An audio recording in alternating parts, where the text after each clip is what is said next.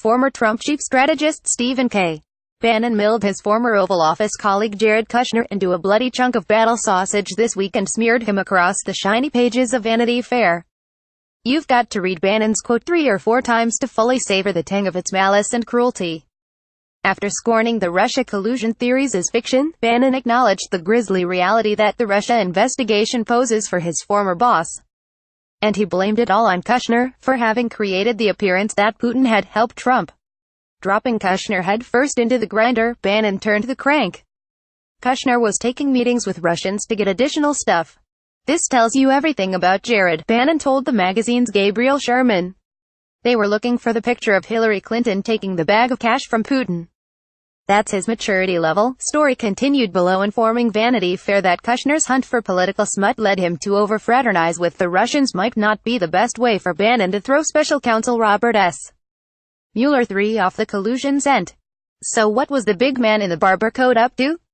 That Bannon and Kushner skirmished during their time together in the White House has been long established. Kushner advocated the sacking FBI Director James B. Comey, for example, and Bannon opposed it. He later told 60 Minutes that the firing was maybe the worst mistake in modern political history, because it precipitated the hiring of the special counsel and had thereby expanded the investigation.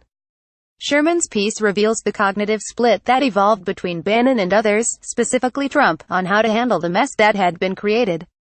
Goldman Sachs teaches one thing: don't invent shit. Take something that works and make it better, Bannon told Sherman. He said he consulted with Bill Clinton's former lawyer Lanny Davis about how the Clintons responded to Ken Starr's probe. We were so disciplined. You guys don't have that. Bannon recalls Davis advising him. That always haunted me when he said that, Bannon told Sherman. Bannon said the investigation was an attempt by the establishment to undo the election, but he took it seriously and warned Trump he was in danger of being impeached.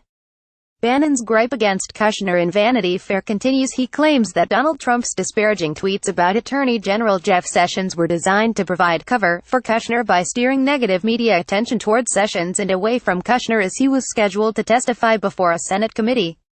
There's even more hot Bannon on Kushner action.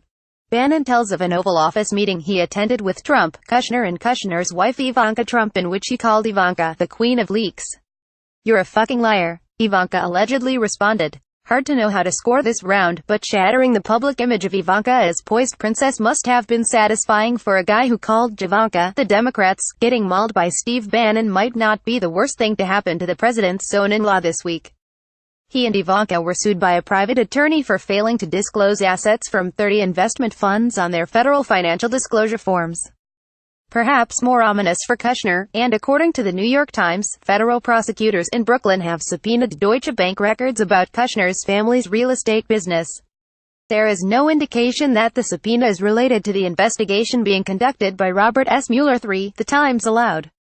Yeah, but wouldn't you want to be there when Mueller's team invites Bannon in to talk to him about the Vanity Fair article, and they ask him, what did you mean about Jared taking meetings with Russians to get additional stuff? Like, what stuff? Although, people close to Kushner, who declined to be named, told the Times they don't think the Mueller investigation exposes him to legal jeopardy. The young prince isn't taking chances. The Washington Post reports that his lawyer, Abby Lowell, has been shopping for a crisis public relations firm over the past 2 weeks. Senator Robert Menendez, the recent beneficiary of a deadlocked corruption trial, is another Lowell client.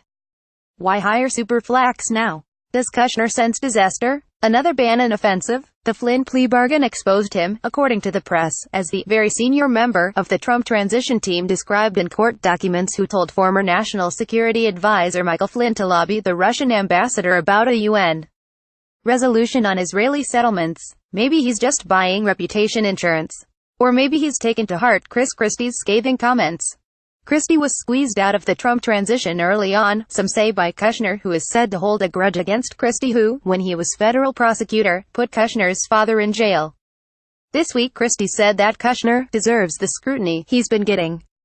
It was almost as if Christie and Bannon were operating a twin-handled grinder, cranking out an extra helping of Kushner's tainted reputation. President Putin and President Trump occupied the same page about the scandal this week in what was either a matter of collusion or of great minds thinking alike.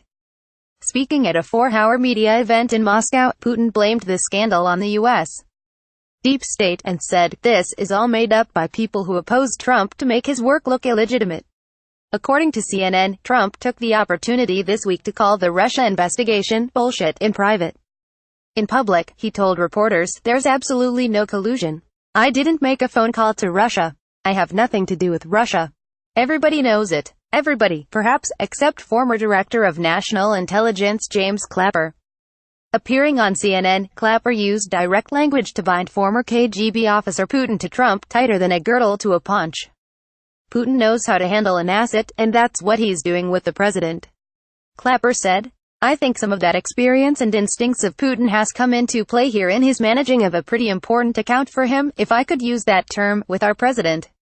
Writing in Newsweek, Jeff Stein collected other telltale signs of Trump's co-optation. He refused to take Russian meddling in the election seriously. He responds favorably to Putin's praise and seems to crave more.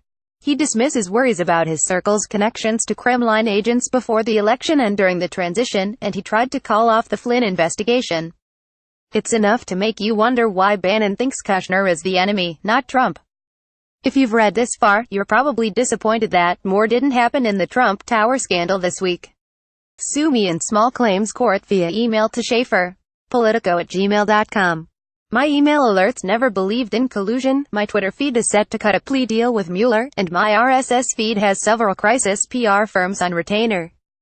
Jack Schaefer is Politico's senior media writer.